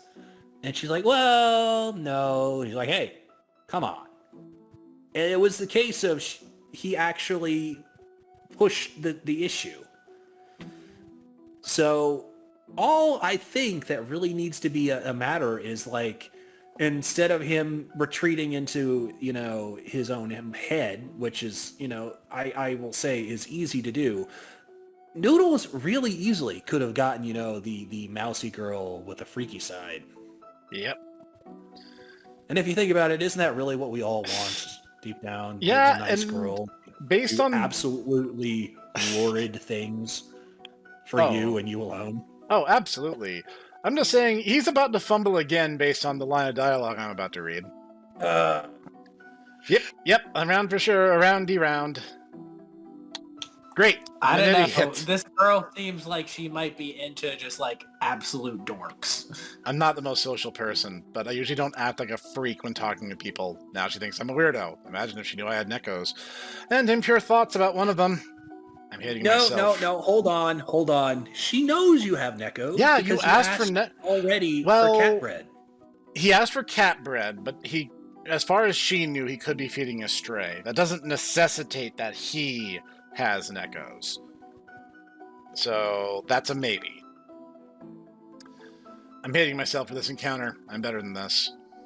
Hey, wait up. Why? My brain has betrayed me again. I have no clue what to say here. Have my conversational skills really eroded this badly? You literally is like chasing... Oh my god, bro. Come on. Honestly, I have better game than this. Holy crap. I'm not sure how to answer that. Are you trying for sad and pathetic or adorably awkward? Which one works better? Well, you didn't really hit either of them. I'd recommend going for clumsy but cute. Oh, clumsy I can do. Can you do cute? I found myself walking with her down the deserted street. We exchanged bits of banter while passing darkened doors and windows of side shops, the bakery, a tailor, a small electronics repair shop. Not sure why it's important to me, but being able to talk with her and not feel like a creep is kind of like a victory. The quips and quick remarks between us evolve into an actual conversation. A few of the buildings, like the one I live in, were converted to apartments. A lot of just empty husks. Your restaurant still gets a decent amount of business. Well, of course, it's a great place. You'd know that if you came by more often. You make a 7-layered salad, you really should try. But yes, even with nights like tonight, we still serve enough people to cover costs. The hollow spaces of a couple of closed and empty businesses prompt us to discuss how this area used to be bustling with many small mom-and-pop shops. Then, after the university expanded, the area dried up. Some shops closer to the park endured, like the convenience store, a restaurant, and a handful of others. Most of the businesses either moved to the northern part of town or are just closed. I'm mostly glad they keep the area from looking run down, and the park is still well maintained. Hitting a lull in our conversation, a natural one this time, I realize. I think this might be the first real conversation I've had in weeks. You don't get out much, do you? She jokes, and I find myself laughing, but it gets me thinking. I like having my nekos, but they're not exactly conversationalists. I try to recall the last time I had a normal conversation with a human. Goro, when we found Shimi. Mom, when she called? No, Veronica. The night she came over for dinner, but even then, that was mostly small talk. Clawdia returns to my thoughts. She intentionally speaks in small fragments, but that wasn't always the case. When she was learning to talk, there would be times that she'd almost babble, using big, clumsy sentences full of fancy words. I don't remember exactly when that changed. I guess she had a lot going on in her head as a kitten. I bet she still has a lot going on, much more to share than the short bursts of conversation between us allow. I should do more to hear her, to listen, give her a voice. Ironically, I come to this conclusion while not listening to what the waitress is saying. Her silence breaks me from my thoughts of Clawdia. She stopped walking. The waitress's expression is hard fear. One second she's chatting and smiling, and the next the color drains completely from her face. The switch is so abrupt and confusing that I simply gape at her. She takes a step away. A can of pepper spray appears in her hand. Her expression strongly suggests that I'm about to get maced. Is she mugging me? I've never been maced. I'm sure it's going to suck. My hands defensively between us, surrendering. Desperately trying to get my brain working, I begin to apologize for whatever I did that could have incited this extreme reaction from her. But all I manage is a stammering nothing. The waitress steps towards me, grabs my arm and yanks hard, dragging me back several steps up the street. I'm not the threat. Something else is causing her to react like this. The intensity in her eyes is directed not at me, but past me, towards the alley beyond. It's then that I hear it. A hard crunching, a wet tearing. Don't. A whispered warning ignored, a dark curiosity leads me to move closer to the alley. The sounds of rending and tearing invade a primal part of my brain. Something is creating that sound, and although I really don't want to know what's making it, I have to see. I wish he had done a better job of stopping me. My position at the mouth of the alley means most of the scene remains obscured, but what I can see? Someone's bare feet and legs, lying face down. Both legs are twitching erratically, like a seizure. The wrenching sounds spill out onto the street. The alley acts like a funnel, adding a reverb as the sound is reflected off of the asphalt and brick, only deepened by the darker tones of the horror unfolding before us. One leg suddenly and impossibly rolls, with the result that one foot faces up and the other down. Another slow step closer reveals the grotesque scene in full. All too quickly, my eyes absorb it. The leg that is moving in small erratic motions is no longer attached to the body. Where its knee should be is a ruined mess of muscle and bone. And rats. Rats are eating someone! Not the giant kind, but that doesn't matter. The rats are lithe and bony and drenched in blood. Like piranha, they tear and chew chunks of flesh, shoving and twisting. They bully each other as they compete for more and more of the grim prize. My eyes refuse to break away, fixed in disgust at this impossible scene. One rat in the swarm grotesquely tears a large meaty chunk of thigh from the body and near mechanically works the strip of meat down its throat. Yellowed teeth never stop moving. The smell of fresh, coppery death causes my throat to close in an attempt to repel the aroma. I wish Pepper and her hammer were here, though I'm not sure how much get 'em she'd be able to do. Shimi in the bushes in front of my home when I thought she was a giant rat. The fear I felt then as my imagination tried to fill in the unknown with what I thought could be the worst possible outcome for me. It pales in comparison to the horror I'm currently witnessing. Before me is such blatant death, raw and indiscriminate, and I am so close to it. A few paces, and I would be in the middle of it. If the rats were to notice me here, they'd be upon me. It would be me face down in the cold muck of the alley, my feet at impossible angles. I'm again yanked away from the alley. The waitress grabs my arm and pulls hard enough that she spins me, and I stumble. We sprint up the street and away from the hellish scene. At the top of the block, she already has her phone out. As I try to get my breath to steady, I vaguely hear her speaking with someone. She's a lot less frantic than I think I would be right now. Her voice is quiet as if she was very far away. Rats! Eating someone! The words echo in my head, but a part of me rejects the insanity of it. They arouse doubt to what I just witnessed, a disbelief that my mind desperately wants to take shelter in. My denial and unwillingness to consider the reality is almost comforting. Almost. Rats. Eating someone. The voice on the other end of her conversation has a peculiarly unfazed tone in response. There isn't the expected pause followed by a challenge. This must be a lousy prank. Did they not hear what she just said? The horrible absurdity of it. Police are on the way. There's a car in the area. It should get here any moment. Any moment feels like an eternity. We stand close to each other. The night is suddenly very cold and the waitress very warm. I didn't see when her phone disappeared. One hand holds a can of pepper spray. One hand holds a can of pepper spray. The other holds my arm tightly. I don't think she realizes it, but her grip on my arm is like a tourniquet. I can feel my fingers tingle from lack of blood flow, but the thing concerning me is down that alley. That primitive part of my brain, anticipating the moment when blood-soaked rats come bounding out of the alley looking for dessert, is causing my heart to beat like a kettle drum. The street stays empty. The only movement is some moths dancing around a buzzing street lamp. Why are we still standing here? Why are we not running away? Before I can act on those thoughts, a police car pulls up. It got here a lot quicker than I expected, and it still felt like forever. You called about a situation. Situation? Sure, let's call it a situation. We quickly explained the situation, mostly she does. Something about hearing us describe the horrific scene creates a sense of detachment.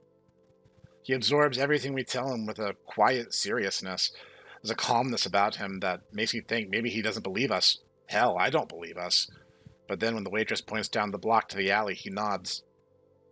There's backup on the way, and we're going to take care of this. For your safety, I want you to wait right here. I mean, it seems like this would be, given the weird rat situation in this world, a pretty common situation for emergency services to have to deal with. Yeah. The waitress steps back against me as the cop pulls a shotgun from his car. He's remarkably calm for what's happening less than a block away. I can't hear what he's saying onto his radio. Tone of her voice reminds me of I think he's saying, "Who's the cat?" Syndicate. The tone of her voice reminds me how shaken she is. I'm actually surprised how calm, how numb I am. I think I might be in shock. Or maybe it's because the cop is dealing with the situation. The shotgun is evidence that he's taking it seriously, that he actually believes us. A large truck pulls up without any lights on. 3 police in riot gear climb out, carrying weapons. I played enough first-person shooters to know at least one of them has some kind of submachine gun or carbine with suppressed barrel to cut the sound way down. It means serious business. I'm really grateful to see them. Some kind of SWAT team? But what if they start encountering armored rats? You won't be able to take them out with subsonic ammunition? The armored rats aren't until we get to the underground. You fools! You need something with at least medium armor penetration. Look, there's a neko with them. She's right. It's not 3 police that climbed out of the truck. It's 2 and a neko. I've never seen a trained neko before, except military ones on the internet. She's shorter than Shimi, but taller than Pepper. I can't make out much more in the streetlight. I didn't know the police use nekos. Now that you mention it, they do look more like soldiers than police. As long as they thoroughly murder those rats, I don't care if they're ninjas. The cop points like something out of a movie. The 2 soldiers quickly but quietly move near the edge of the alleyway. Only the cop and the military neko remain behind. Intently focusing the scene, we hold hands and stand very close together. Oh, Lord. I just had an awful thought occur to me, Professor. What's that? I'm just like, oh, they're just like soldiers. And I'm just thinking to myself, they're like, oh, like ninjas. And I'm like, ninjas, ninja war. So I should add... Gentlemen, we of As Technology LLC have a new product line. What's it called? Here, Hermano, we call it rats. God. Intently focusing the scene, we hold hands and stand very close together. It would be comforting if your grip wasn't so tight. I mean, really, is it any worse than anything that As Technology has ever done? No, it would be pretty par for the course for As Technology. The neko's tail flicks as the 2 soldiers throw something in the alley. Grenades? No, instead of explosions, wisps of gray smoke billow. The artificial fog hugs the ground as the 2 soldiers enter the alley. There's a series of flashes, but strangely, I can't hear any sounds of gunshots. For a moment, one of the soldiers emerges. The thumbs up, it's apparently all over. The police officer talks into his radio, puts the shotgun back into his car, and comes back to us. It's good. All safe now. The waitress releases my hand without so much as an acknowledgement, and we step back onto the curb. And good news! It was just a neko. This guy looks cool. Listen, this dude has a chin, man. Like, are you secretly a Green Lantern? I believe that. Oh no. Oh no. Oh no. Oh no. Oh no. Good news. It was just a neko, not a person. Oh no. The rats had a neko? Shimi? No, that can't be Shimi. I know it's not her. Those aren't her feet. Why do you know that? Don't answer that. The neko must have been dead before the rats arrived. Nekos get sick and die of natural causes all the time. I don't want you two to think that the rats attacked or even killed that neko. Rats are scavengers. It's not Shimi. Shimi's healthy. She got better. I know it's not her. But still, you did the right thing calling us. Let me just get some information from my report, and you'll be okay to go home. Yes, sir, Officer Lantern, sir. He smiles at us. How did you... Yeah, my name is Hal Jordan. I take several long, slow breaths to refocus Even worse. myself. You know what he'd be Guy Jordan. Guy Jordan. Hal Gardner. Something like that. I take several long, slow breaths to refocus myself. I realize I'm shaking now. He collects our information. Right before we leave, he very seriously suggests, "You probably shouldn't tell anyone you saw this. People get the wrong idea and panic sometimes." He smiles, and in a friendly, almost folksy way adds, "And there ain't no use worrying about something that's not a big deal, right? You should walk me home. It's not far." "Yeah, of course." Oh no! Looks like you have to walk me home. Dude, you have women throwing yourself at you left and right. You can't get out of your head for 5 minutes. Oh man, looks like I have to walk her home, said Noodles. Meanwhile, main Chad Boone just walks in and then proceeds to leave. Right now, I really want to be home with Clawdia and Pepper and my locked doors. I instantly agree to escort her home.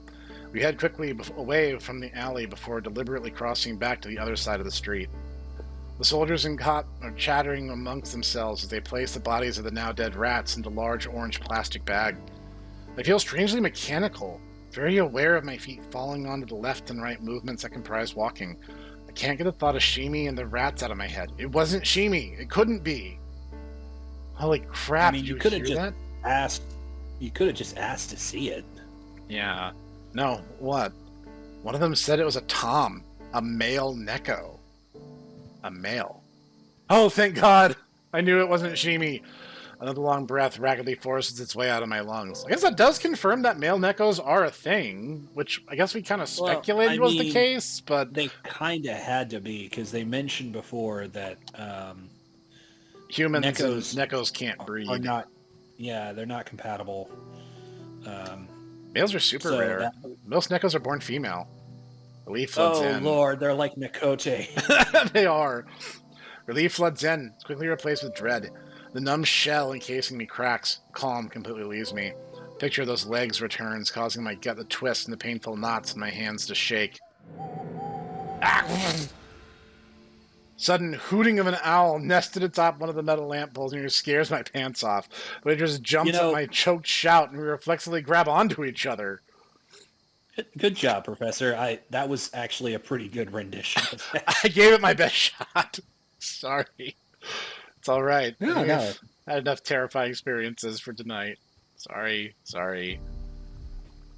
We walk in silence. The recent events already feel unreal. Something from a shared hallucination. I didn't trust that cop. Sure, there's no chance he would have let us walk away if it wasn't safe, if there were more of those things out there, but no big deal. Yeah, right. Actually, about 10 years ago, ironically, Noodle and I had a situation like that. Oh. It wasn't rats. It was actually we were walking our dog, and then this other dog decided to show up and was following along, and she was a real sweetheart. Right. But we, couldn't find out where she was. She had a collar. She was clearly somebody's. Right. But we didn't know where she belonged. So we went literally all around the neighborhood trying to find out where she was. We eventually found her, her owner, who was very clearly hitting something. So we proceeded to leave, and this person who, because of the reaction of the dog, I got the sense that he did not pay much attention to her. But we were right next to a very busy street. We left. The dog proceeded to follow us, followed into the road. There was a car. And so this person starts screaming at us. So we call 911, get the police involved. And the police basically talk to us, then they talk to the person, then they talk to us again. They're like, there wasn't any like actual laws being broken, so we really can't do anything. But you really shouldn't just like do what you did, because there are some freaking weirdos out there. That's true. So I get what he's trying to say. Yeah. And also, I also understand why it can seem a little bit off-putting. For my part, I didn't go through that section of the neighborhood for like a couple months, just because I'm like, I don't want this guy who's clearly on like something to come out and be like, you killed my dog, because it turns out the dog didn't make it.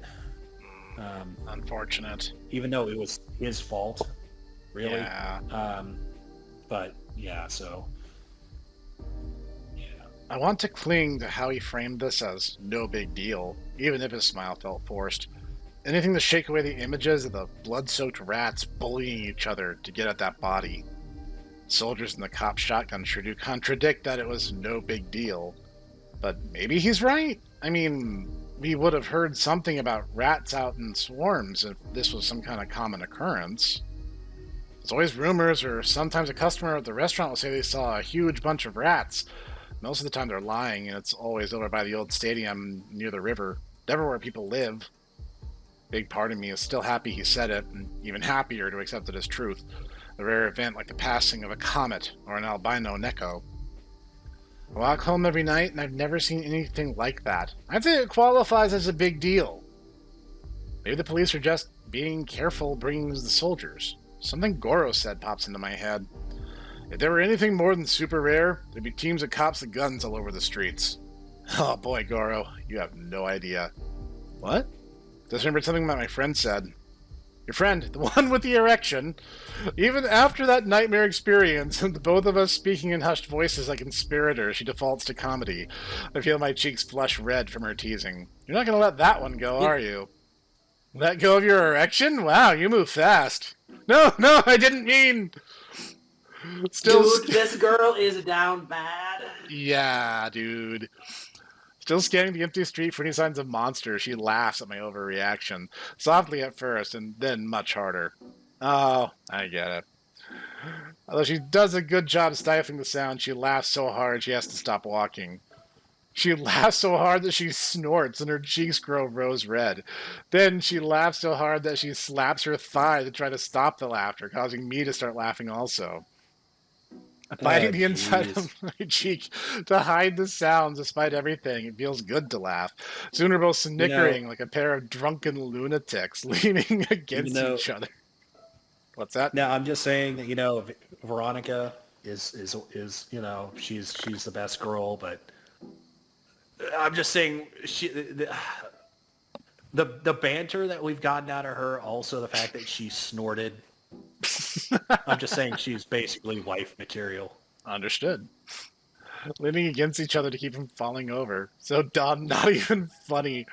Muffled giggles make our side hurt and tears form at the corners of our eyes. It's good to be able to find so much humor in something so stupid. Maybe we won't have permanent emotional scarring from the events of this evening. I wipe tears from my eyes and force myself to stand straight. Yeah, my friend Goro. By the way, you consider it a victory to know you remember him as my friend with the erection. Finally sobered, we walk in silence, again scrutinizing every shadow, but also basking in the warmth of our ridiculous laughing fit. The sound of an approaching car is a welcomed relief from the quiet street. From the window, the cop from earlier waves to us as he drives by. We return the wave. Seeing the police car leaves me both reassured and wary. Her expression reflects my own. There goes Officer Friendly. Glad to have that experience over. I don't know about you, but I hope to never see anything like that ever again. I'm worried that it may never be far enough behind me to ever fully let my guard down again. Wonder where the army truck went. Just all seemed too practiced, too ready to do what they did. The cop keeping us safe while the soldiers did their thing. There was no hesitation. Felt like they treated it like a typical day at work. That's literally what the emergency service is supposed to do. Yeah, that actually shows that they're competent. Just no big deal. She gives a small shake of her head. Then, as if remembering something, she studies me. When you and Goro with the erection came into the restaurant, you asked for cat bread. She smiles again. Oh! It is the smile. The smile one makes in winning a clever bet. You have a domestic? She poses it as a question, but it isn't. It's a point-blank statement of fact that puts me on the spot. You have a domesticated neko. My immediate reaction is to deny it, but I already know that she wouldn't believe me if I did. The only thing to do is to be brutally honest and hope she doesn't pull out the pepper spray again. 3. 3 what? I have 3 nekos at home. 2 now. Feral went back to the wild. Yeah, right. I grin, playing it off as a joke so it doesn't make me sound every bit as creepy as it feels. Our new banter distracts from the anxiety. Not wanting to allow it to regain a foothold, I keep going by putting her on the spot. Interesting. What? Well, you said most nekos are born female. You seem to know a lot about them. My assumption clearly amused her. My dad had a neko. Well, probably still has it. He got it after the divorce. It was pretty weird at first. Persia, with 3 R's. I know, cheesy name for a neko. I bite my tongue. She thinks Persia is cheesy. Wait till she hears Clawdia. Wait till she sees my playthrough of Playthings. She had this quirk where she would say what she was feeling at the start of every sentence, like, happy, good seeing you, or hungry, let's eat. Then she floors me. Dad sex. Wow, okay. My dad in Persia, not that I could ever see them doing it, but I could tell. She reflects for a moment before continuing. I thought I'd be disgusted by that, them having sex, but honestly, it was actually better than all the men my mom kept bringing home. Some of them were dangerous. At least I never had to lock my bedroom door when I slept at my dad's. I haven't seen my mom or dad in forever. The moods become heavy again. She stops and looks up at me. Dang. I don't know why I told you any of that. Opening up to other people can be weird. You know, I understand why my dad loves his neko. People always seem half in a conversation or just waiting for their chance to speak. Not Persia. She'd fully focus on you when you talked. She made you feel like you were important. I hadn't thought about her in forever. Now I feel like I miss her. My weird stepmom. My weird stepmom! Who's probably younger than I am. Has to be the shared trauma. Actually, we really don't know much about nekos. Yeah, we don't know, like, the implication, based on Clawdia's childhood, is that they have lifespans at least somewhat comparable to humans, but we don't know that for sure, and we don't know what that looks like in practice, so... I, for one, am looking forward to the OmOneko expanding universe, I where mean, we get the lore books on neko biology.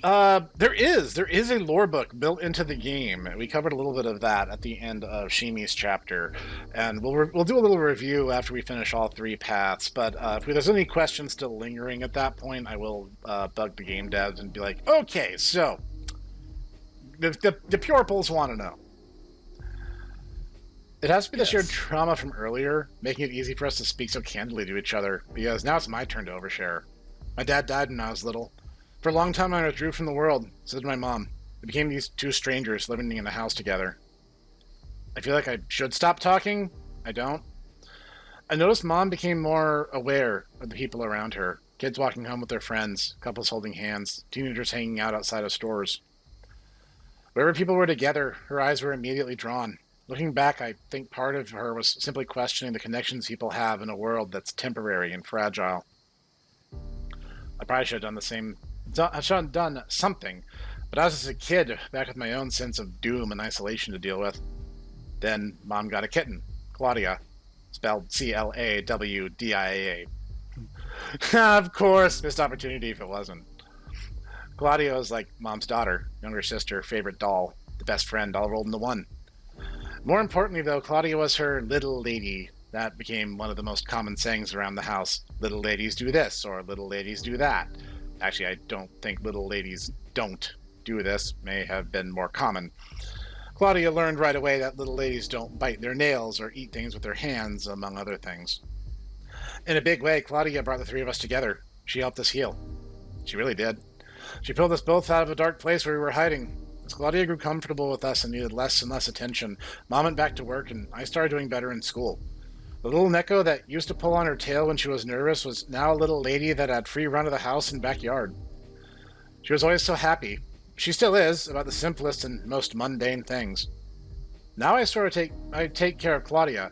Sort of, I mean, when she's not looking after me. Besides, my mom obviously only 5 other people in the world know I'm a neko guy. 6, now that you know. My smile is resigned. After a long pause, she asks, "Are you in a relationship?" Am I? Doogie down bad. Yeah, I was about to say, she's not being subtle. I think So, are you taken? Do you want to be? I need an adult. I am an adult. Does this rag smell like chloroform to you? Interesting. Am I? I think of Mia and Clawdia. I don't know. You don't know? No, I mean, she dumped me. You?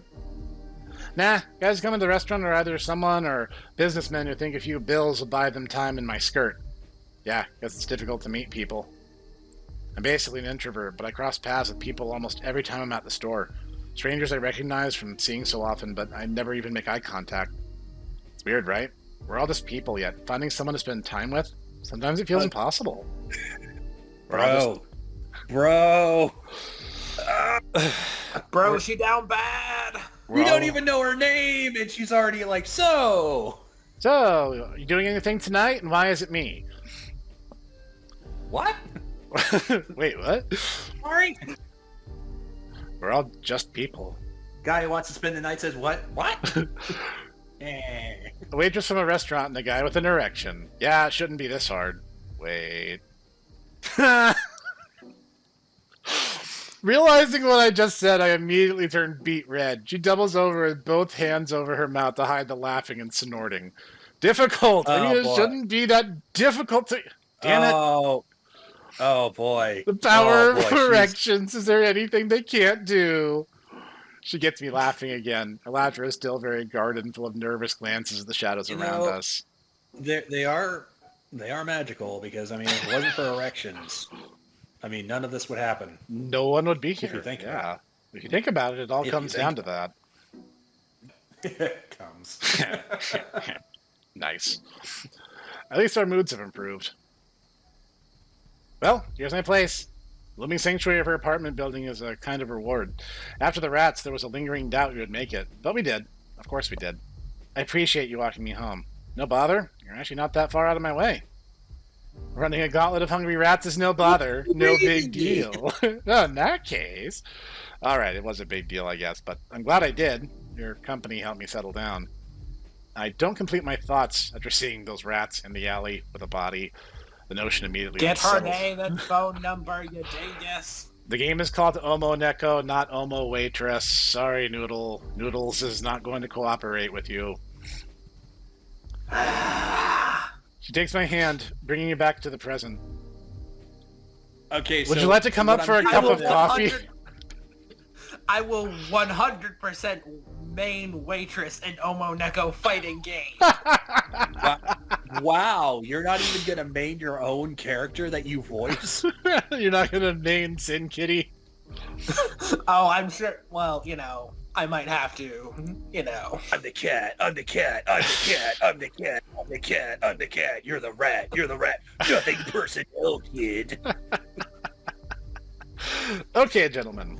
It is getting late this fair evening, so we will leave on this prompt for next time. So you guys think about what you want to do when next we return for more OmOneko. Thank you, gentlemen, for joining me as we continue through. I believe we're on Clawdia's path, as the game has made it known. Pretty sure, yes, that is Clawdia's path. I don't... Most of the things we've been encountering are Clawdia-centric. We have not nearly done enough Sin Kitty episodes for it to be Pepper's And that's true. I feel like my talents were wasted. Maybe okay. it was a missed opportunity, but there's always next time. Okay, gents. So, thank you all for watching. If you've watched all the way to the end, or all the way through all these episodes, you're probably either Ditaku or the game's developer, and thank you, future state versions of those people, for doing so, because it helps me out a lot. What you're saying is that we're all super-duper patricians. Oh, yes, absolutely. Supreme patrician taste. Absolutely. Good job. This has been an amazing game, and I am still consistently blown away that it still finds ways to catch me completely off guard, and that is an amazing thing. Because there's been visual novels I played where each route had a lot of samey material. This is so different. I'm just saying, I really want to watch you play Fate Stay Night one of these days. Probably not going to happen. Come on. Don't you want to actually see where your boy comes from? We'll see. Anyway.